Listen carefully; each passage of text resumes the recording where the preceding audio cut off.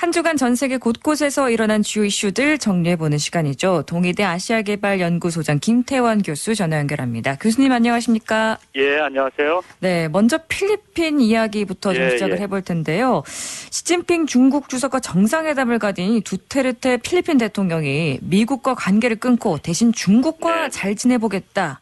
이런 발언에서 지금 국제사회가 놀라움을 감추지 못하고 있습니다. 이 부분 좀 정리해 주시죠.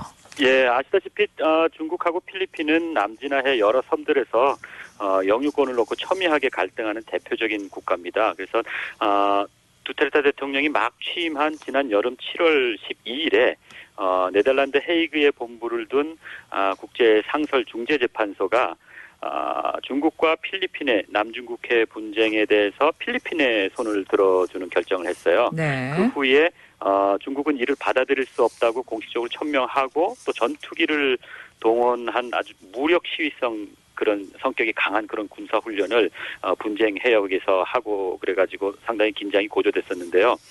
물론 미국은 필리핀 편에서 국제사회의 판결을 중국이 존중해야 한다는 그런 입장이었고요. 그런데 지난주 중국을 방문해서 미국과 결별하고 대신 중국과 가까이 지내겠다 이런 선언을 해서 놀라움을 준 거죠. 네. 근데 과연 이 필리핀이 미국과 관계를 끊고 중국과의 관계를 그 자리를 대신하는 게 가능한 일일까요?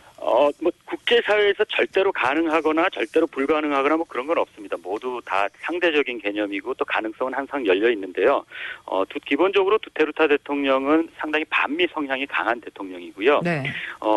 그렇지만 전통적인 우방이고 70년 군사동맹인 미국과 관계를 하루아침에 끊고 전통적인 경쟁국이면서 현재 영유권 분쟁을 치열하게 전개 중인 중국을 미국 대신으로 한다는 건 혁명이 아니고는 불가능에 가까운 그런 비현실적인 기대라고 생각을 하고요. 네. 우선 안보적으로 중국은 필리핀의 수도인 마닐라가 있는 루손 섬에서 한 230km 정도 떨어져 있고요. 중국 본토에서는 1200km 정도 떨어져 있는 스카보로 섬이라고 있습니다. 이게 이전에는 필리핀이 점유하고 있었는데 이걸 2012년에 중국이 무력으로 점령해가지고 지금까지 실효 지배를 치고 있는 상황이거든요. 그래서 중국을 하고 다시 이렇게 미국 대신 중국을 파트너로 삼는다는 얘기는 이 분쟁 지역을 중국에게 양보한다는 그런 의미도 되고 또 필리핀에게 근접해 있는 그런 지역이기 때문에 안보적으로도 상당히 중국이 취약한 그런 지역이거든요. 그래서 비현실적이라고 생각을 하고요. 경제적으로도 미국은 필리핀의 2대 무역 대국입니다. 중국에 이어서. 그래서 두 번째 무역 대국을 경제 관계를 갑자기 끊는다는 것도 상당히 좀 비현실적입니다. 그래서 전 세계가 좀 돌출적인 행동이라고 생각을 하는 거죠. 비현실적인 행동을 하고 있는 필리핀. 근데 듣고 보니까 지난 23일 두테르테 대통령의 그런 귀국후 행보 좀 이해가 되기도 하는데요. 예. 그래서 지난 23일에 태풍 지역을 방문하면서 스카보로 섬 이제 분쟁 지역이죠. 거기서에 대한 또 언급을 했습니다. 그래서 중국 언론이 두테르테 대통령이 경제 이익을 다 확보하고 나선 돌아가서는 집에 가서는 마음이 바뀌었다 그런 얘기도 하고 그랬었는데 어쨌든 두테르테 대통령의 극과 극을 자기 입장에서는 필리핀 이익을 위해서 상당히 이렇게 아슬아슬하게 취하고 있는 것 같습니다. 네. 그리고 어제 일본을 방문한 두테르테 대통령 오늘 아베 총리와 정상회담을 가졌습니다. 여기선 또 중국에서와는 다른 모습을 보였죠. 어떤가요? 예. 지금 정상회담이 아마 끝났을 것 같은데 저도 일본 신문이나 외신들을 계속 얼마 전까지 찾아봤는데 구체적인 내용은 아직 없어요. 근데 오늘 오전까지 일본 경제인과의 그 만남에서 어떤 언급을 했냐면 필리핀에 주둔하고 있는 외국 군대들이 다 나갔으면 좋겠다. 그러니까 이건 미국 군대가 철수하기를 원한다는 그런 표현이죠.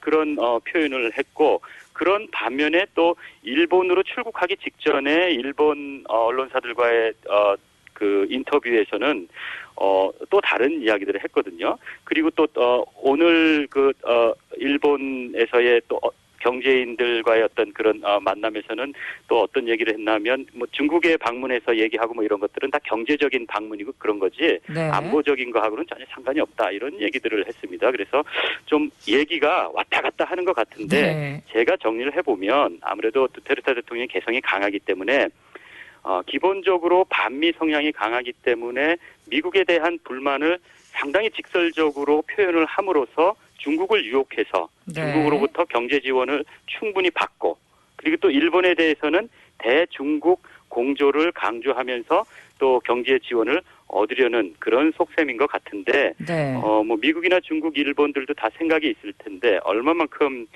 두테르테 대통령의 생각대로 움직여질지는 한번 지켜봐야 될 것 같습니다. 네. 앞으로 필리핀, 미국과 중국 사이의 행보 좀 지켜보면서 우리도 교훈을 얻을 수가 있을 것 같습니다. 어떻게 보면 뭐 지정학적으로 비슷한 입장이기도 하고요. 네.